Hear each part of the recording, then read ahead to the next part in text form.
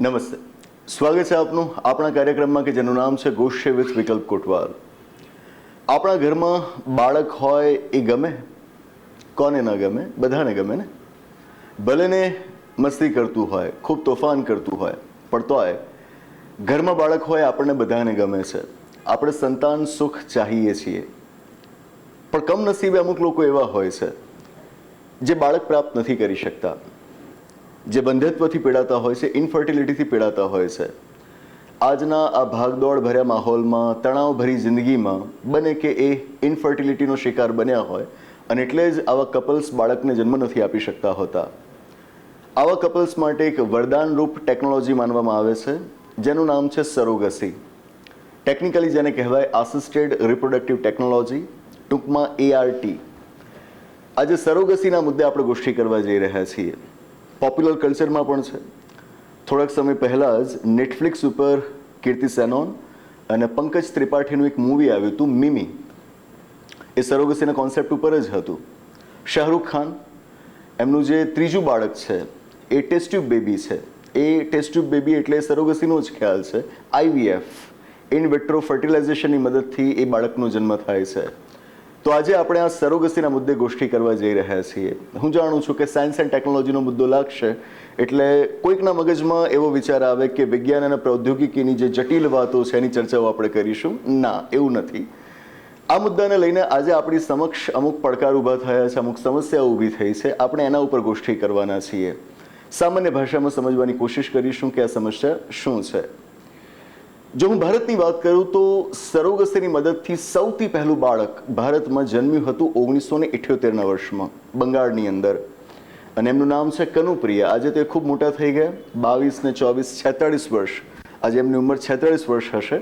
તમે ઇન્ટરનેટ ઉપર સર્ચ કરશો તો એ તમને મળી આવશે. એમને દુર્ગાના નામથી પણ ઓળખવામાં આવે છે. તો ભારતમાં સૌથી પહેલું બાળક જો સરોગસીની મદદથી જન્મ્યું હોય તો એ છે કનુપ્રિયા, છેક 1978ના વર્ષમાં. પછી આપ જોશો કે ધીરે ધીરે ભારતની અંદર સરોગસી વિસ્તરતી જાય છે, એનો વપરાશ વધતો જાય છે. આની પાછળ ઘણા બધા કારણો જવાબદાર છે. જો હું આપને મુખ્ય કારણોની વાત કરું કે એવું નથી કે માત્ર જે ઇન્ફર્ટાઇલ કપલ છે, એટલે કે જે બંધત્વથી પીડાતા યુગલ છે એ જ આ સરોગસીનો લાભ લે છે. એ સિવાય અન્ય લોકો પણ આનો લાભ લેતા હોય છે. જેમ કે એવા લોકો કે જે સમલૈંગિક હોય, હોમોસેક્સ્યુઅલ્સ હોય, ગે હોય, લેસ્બિયન હોય, એમને જો બાળક પ્રાપ્ત કરવું હોય તો જે સામાન્ય પદ્ધતિ છે બાળક પ્રાપ્ત કરવા માટેની, કે જેમાં એક પુરુષ હોય એક સ્ત્રી હોય, એ તો એમના કિસ્સામાં છે જ નહીં. તો પછી એ બાળક કેવી રીતે પ્રાપ્ત કરશે? એ સરોગસીની ટેકનોલોજીનો લાભ લેતા હોય છે. બિલકુલ એ જ રીતે એવા લોકો કે જેમણે ક્યારે લગ્ન નથી કર્યા, હુ આર સિંગલ, એમને જો બાળક જોઈતું હોય તો એ પણ સરોગસીની મદદથી બાળક પ્રાપ્ત કરી શકે છે. એવા પણ તમને કપલ્સ જોવા મળશે કે જે ઇનફર્ટાઇલ નથી, બંધત્વથી નથી પીડાતા, પણ એ જો પ્રેગ્નન્સી રાખે તો એમાં અમુક રિસ્ક ઇન્વોલ્વડ છે, એમાં અમુક ખતરા રહેલા છે. પ્રેગ્નન્સી રાખવી એ એમના માટે ખતરારૂપ છે. તો આ કિસ્સામાં તેઓ પણ સરોગસીનો લાભ લેતા હોય છે. એવા વ્યક્તિઓ કે જેમના સ્પાઉસ મૃત્યુ પામ્યા હોય, પતિ હોય તો પત્ની મૃત્યુ પામ્યા હોય, પત્ની હોય તો પતિ મૃત્યુ પામ્યા હોય, આવા કિસ્સામાં હવે જો તેઓ બાળક ઈચ્છે છે તો તેઓ પણ સરોગસીની મદદથી બાળક પ્રાપ્ત કરી શકે છે. એવા વ્યક્તિ કે જેમણે છૂટાછેડા લીધા છે, લગ્ન કરેલા હતા પણ હવે છૂટાછેડા લે છે, હવે પાછા સિંગલ થઈ ગયા, હવે એમણે બાળક જોઈતું હોય તો એ પણ સરોગસીની મદદથી બાળક પ્રાપ્ત કરી શકે છે.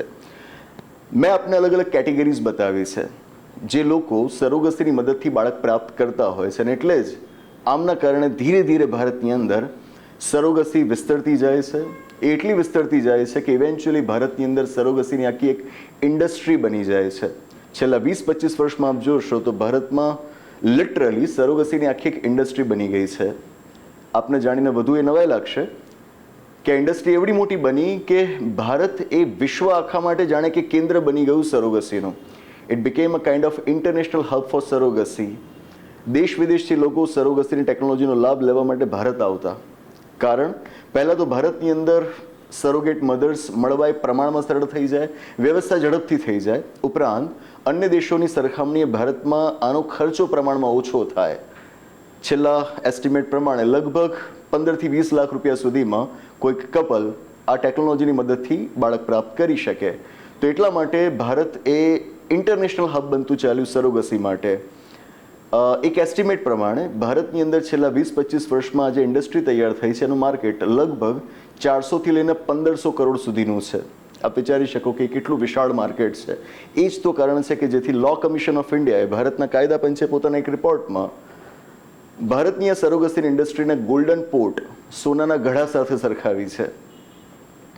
ભારતની અંદર આના ઘણા બધા કેન્દ્રો બન્યા. જો હું મેજર સિટીઝની વાત કરું તો દિલ્હી, મુંબઈ, બેંગ્લોર, ગુજરાતનું અમદાવાદ, આપણું અમદાવાદ આ પણ આનું એક મેજર સેન્ટર માનવામાં આવે છે. અને અમદાવાદથી પણ આગળ આણંદ. આણંદ વિશે તો એવું કહેવાય છે કે it is the surrogacy capital of India. Surrogacy capital of India. Capital એટલે કે રાજધાની. જેમ કે આપણી પોલિટિકલ કેપિટલ છે દિલ્હી, પણ આપણી ફાઇનાન્શિયલ કેપિટલ છે બોમ્બે. એમ જ જો ભારતના કોઈક શહેરને એની સરોગસી કેપિટલ તરીકે ઓળખવું હોય તો એ છે આણંદ, એવું કહેવાય છે.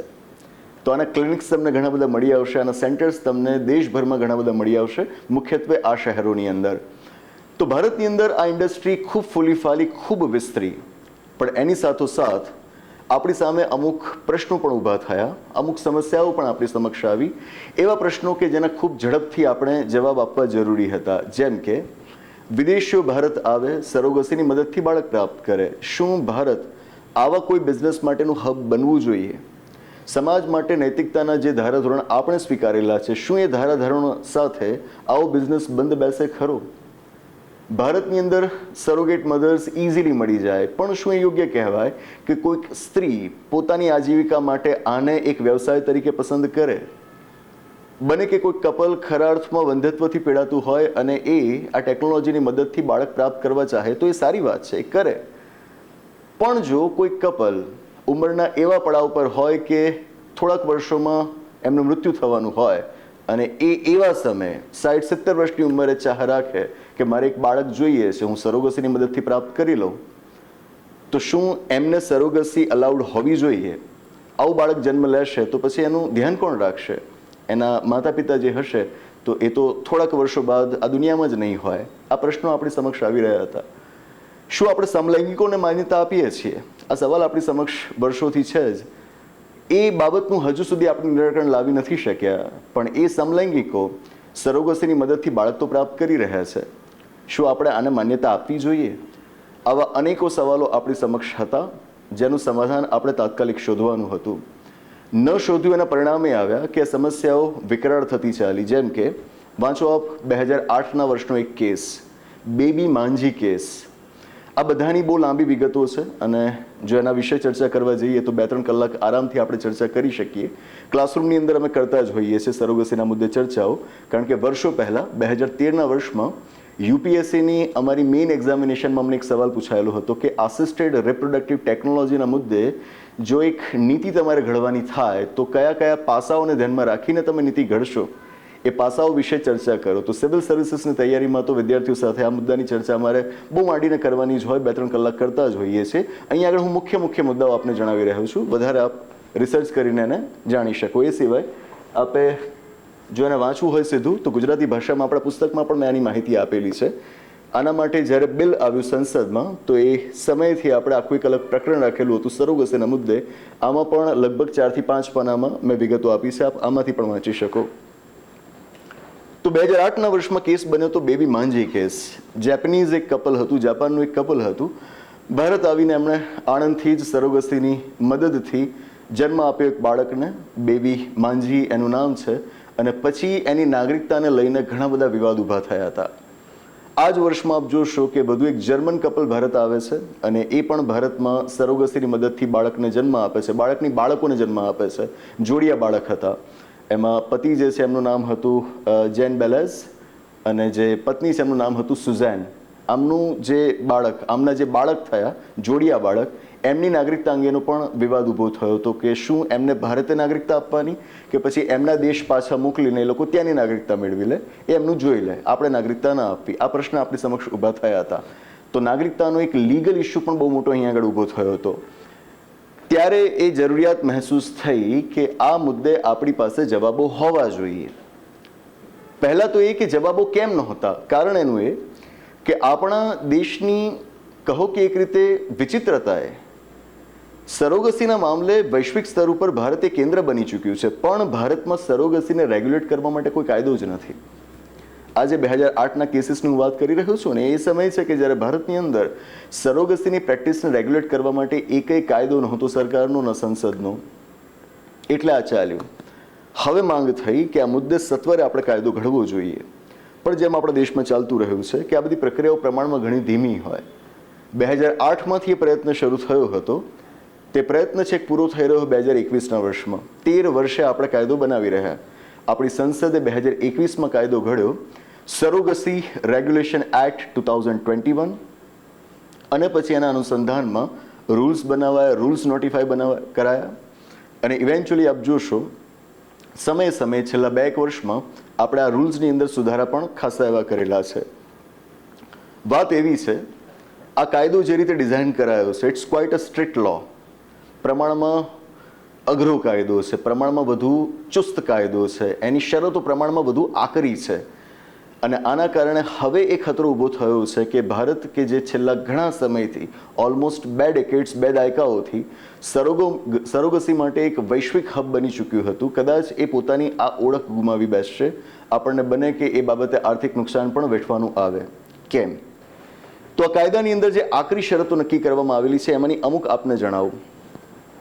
કાયદો ઘણો જ લાંબો હોય, એની જોગવાઈઓ અઢળક હોય. મેં કહ્યું એમ આપ પુસ્તકમાંથી વાંચી શકો અથવા તો ઇન્ટરનેટ ઉપર સર્ચ કરીને ઇંગ્લિશમાં પણ ઘણું બધું જાણી શકો. હું આપને મુખ્ય બાબતો જણાવીશ કે જેથી જે સામાન્ય સમજ આપણી પાસે હોવી ઘટે એ આપને મળી જાય. જેમ કે આ કાયદાની અંદર જોગવાઈ કરાયેલી છે કે જે કમિશનિંગ કપલ હોય, કમિશનિંગ કપલ અથવા તો તમે એને ઇન્ટેન્ડિંગ કપલ પણ કહી શકો, એટલે કે એ કપલ કે જે સરોગસીની મદદથી બાળક ચાહે છે. કોઈક સ્ત્રી બનશે સરોગેટ મધર, અને આ જે કપલ હશે એને કહેવાશે કમિશનિંગ અથવા તો ઇન્ટેન્ડિંગ કપલ. આમના માટે એજ લિમિટ સ્પેસિફાઈ કરવામાં આવી છે કાયદામાં, ઉંમર મર્યાદા નક્કી કરવામાં આવી છે. વાઇફ, પત્ની માટે ઉંમર મર્યાદા નક્કી કરાયેલી છે 23 વર્ષથી લઈને 50 વર્ષ. અને જે પતિ છે, હસબન્ડ છે, એમના માટે એજ લિમિટ સ્પેસિફાઈ કરવામાં આવી છે 26 વર્ષથી લઈને 55 વર્ષ. મતલબ કે જો તમે આ ઉંમર વટાવી જાઓ છો પછી તમારી પાસે સ્કોપ નથી કે તમે સરોગસીની મદદથી બાળક પ્રાપ્ત કરો. થોડાક વખત પહેલાનો જ એક કિસ્સો છે. પંજાબના એક મશહૂર ગાયક સિદ્ધુ મૂસેવાલા, એમની તો જો કે હત્યા થઈ ગઈ, પણ જો એ કિસ્સો આપણે વાંચ્યો હોય તો એ એમના માતા પિતાનું એકને એક મેલ ચાઇલ્ડ હતા, સંતાન હતા. હવે આ યુવાન દીકરો એમણે ગુમાવ્યો, એમને બાળક જોઈએ છે હવે, બરાબર. થોડાક વખત પહેલાં સમાચાર આવ્યા કે એમણે એક બાળકને જન્મ આપ્યો. હવે જોવાની વાત એ છે કે એ બંનેની ઉંમર તો લગભગ 60ની આસપાસ પહોંચવા આવી હતી. તો આ સ્થિતિમાં અત્યારે એમને ત્યાં બાળકનો જન્મ કેવી રીતે થયો? તો એ સરોગસીની મેથડથી થયો. પ્રશ્ન એ આવ્યો કે ભારતના કાયદા પ્રમાણે તો એજ લિમિટ સ્પેસિફાઈ કરવામાં આવી છે કે જેમાં પત્ની માટે મહત્તમ ઉંમર થાય 50 વર્ષ અને પતિ માટે મહત્તમ ઉંમર થાય 55 વર્ષ, કે જે બંનેની ઉંમર આના કરતાં તો વધારે જ છે. તો પછી તેમણે સરોગસીની મદદથી કેવી રીતે બાળકને જન્મ આપ્યો? જે વિગતો આપણી સમક્ષ આવી છે અથવા તો જે ધારણાઓ બાંધવામાં આવી છે પ્રમાણે આ કપલે અબ્રોડથી સરોગસીનો લાભ મેળવ્યો છે, ઇન્ડિયાથી નહીં, અબ્રોડથી. આ ધારણા બાંધવામાં આવે છે. હજુ એમાં જે ઓફિશિયલ ઇન્ફોર્મેશન છે સંપૂર્ણ બહાર આવવાની બાકી છે. That's my point. આજે આપણા કાયદાની અંદર જે શરતો નક્કી કરવામાં આવી છે એનું પરિણામ એ આવી રહ્યું છે કે ઇન્ડિયન કપલ્સ જે સરોગસીની મદદથી બાળક ઈચ્છે છે એ વધુને વધુ હવે ભારત બહાર જઈને આ ટેકનોલોજીનો લાભ મેળવી રહ્યા છે. જેમ કે આ કાયદામાં સ્પષ્ટપણે કહેવાયું છે કે જો તમારે પહેલેથી એક બાળક હોય તો તમે સરોગસીની મદદથી હવે બીજું બાળક પ્રાપ્ત ન કરી શકો. શરતો ઘણી બધી છે, એમાંની એક આ શરત છે.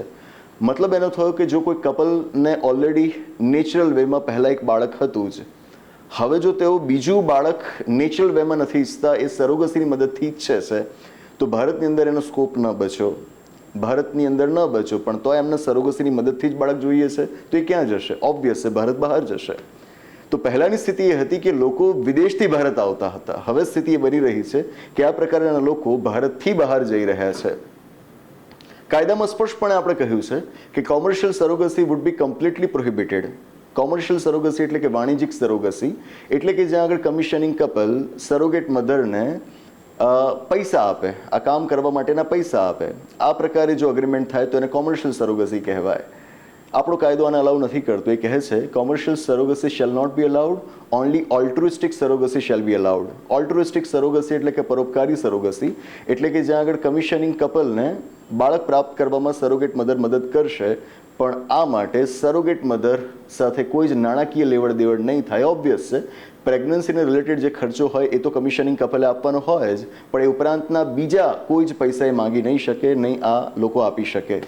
તો માત્ર ઓલ્ટ્રુઇસ્ટિક સરોગસીનો જ કોન્સેપ્ટ જો તમે રાખો તો ઓબ્વિયસ છે કે જે સરોગસીની ઇન્ડસ્ટ્રી છે એને ફટકો પડવાનો જ છે, અને પડી પણ રહ્યો છે. વધુ ને વધુ કપલ્સ અત્યારે આ રીતે અબ્રોડ જઈ રહ્યા છે. અબ્રોડ પણ આપ જોશો, અમેરિકા છે, કેનેડા છે, એ સિવાયના બીજા અમુક યુરોપિયન કન્ટ્રીઝ છે, અમુક લેટિન અમેરિકન કન્ટ્રીઝ છે કે જ્યાં આગળ એ એમના ફેવરેટ ડેસ્ટિનેશન્સ છે, ત્યાં આગળ જ એ લોકો વધુ પ્રમાણમાં જઈ રહ્યા છે.